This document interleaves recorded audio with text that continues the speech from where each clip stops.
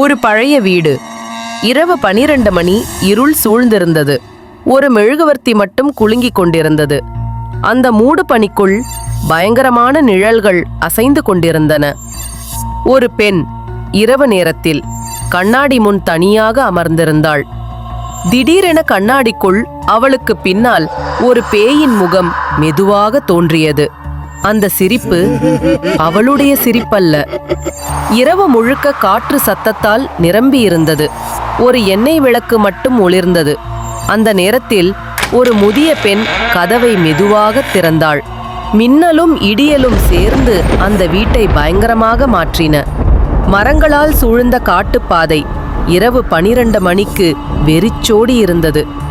மூடு பனி முழுவதும் பரவி இருந்தது.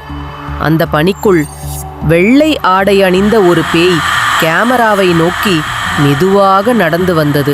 கருமையான இருளில் திடீரென்று கதவு மீது ஒரு பெரிய தட்டும் சத்தம். அந்த கதவு மெதுவாக திறக்க ஆரம்பித்தது. அதுக்குள் எதுவும் தெரியவில்லை. முழுக்க கருமேக இருட்டு மட்டும்.